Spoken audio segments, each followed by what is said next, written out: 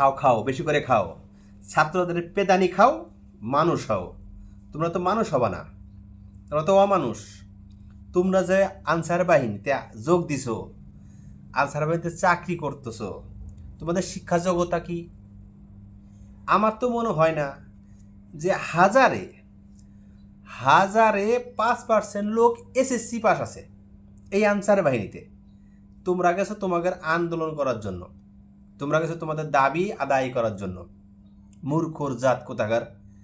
তোমাদের থেকে অনেক শিক্ষিত শিক্ষিত পোলাপান খেতে কাজ করতেছে, রিক্সা চালাইতেছে, রাজমিস্ত্রি জোগাল দিচ্ছে, আর তোমরা ক্লাস 3 পাস, 4 পাস, 5 পাস এসব পোলাপানে চলে গেছো টেহা দিয়া, ঘুষ খাওয়াইয়া তোমরা চলে গেছো আনসার বাহিনীতে।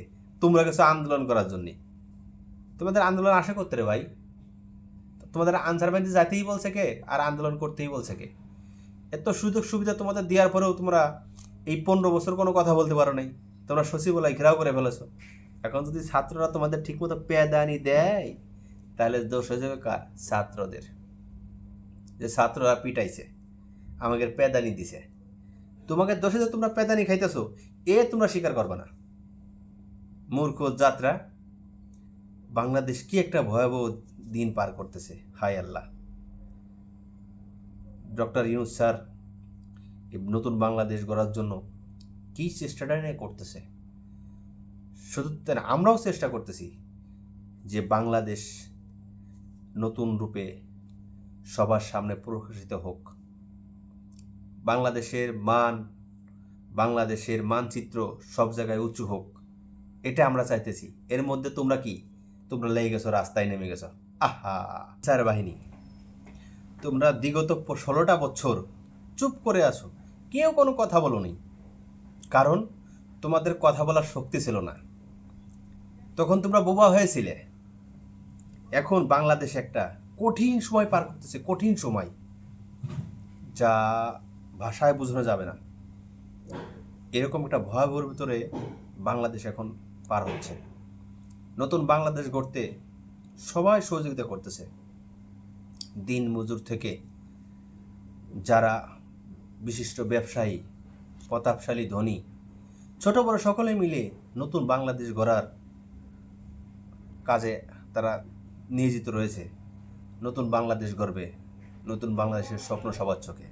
তোমরা কি করছো? আন্দোলনের ডাক দিছ। কি আন্দোলন? 1 দফা আন্দোলন। কেন ভাই, তোমার কি পাশার মধ্যে কি গোড়া কিরমিতে কামড়ায়? তোমাদের কি বোঝো না তোমরা? বাংলাদেশ যে একটা কঠিন সময় পার করতেছে, তার মধ্যে ভারতের পানি এসে, উজানের ঢল এসে, এই যে বন্যা, মানুষের একটা ইলাহি কারখানা, একটা অন্যরকমের ব্যবস্থা হয়ে গেছে মানুষের। মানুষ ভালো নেই। তার মধ্যে তোমরা কি সচিবালয় ঘেরাও করছো? সচিবালয় তোমরা ঘেরাও করে তোমাদের দাবি, তোমাদের মাথার মধ্যে কি পোকা ধরছে নাকি? পোকায় ধরছে? দেখো নেই, তোমাদের থেকে অনেক ক্ষমতাধর ছাত্ররা তাদেরকে একেবারে টেঙ্গিয়ে আজ গদি ছাড়া করছে। শুধু গদি ছাড়াই দেড় ছাড়া করছে, আর তোমরা আছো রাজপথে।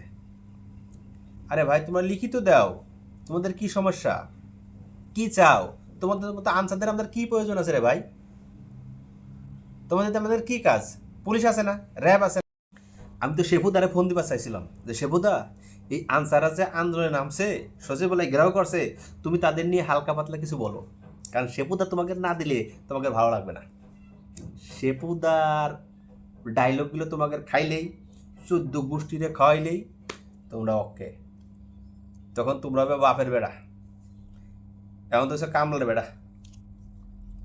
তাহলে কি তোমরা এখন রাস্তায় নামতা? দেশে আর্মি আছে, যা অল বিশ্বের মানুষ এই আর্মিদের দিয়ে চেনে, যে বাংলাদেশের আর্মি শান্তি মিশনের জন্য 1 নম্বর স্থান এরা দখল করে আছে। সাথে রয়েছে র্যাব, রয়েছে বিডিআর, নৌবাহিনী। আর তোমরা কি? আনসার। তোমাদের আগেও কিন্তু আর একজন আছে, কি? পুলিশ। পুলিশ বাহিনী থাকতে, এতগুলো বাহিনী থাকতে আনসার বাহিনী কি দরকার? তোমাদের কি কাম? তোমরা কারে প্রোটোকল দাও? তোমাকে এত পাওয়ার লাগে কিসের জন্য? হ্যাঁ,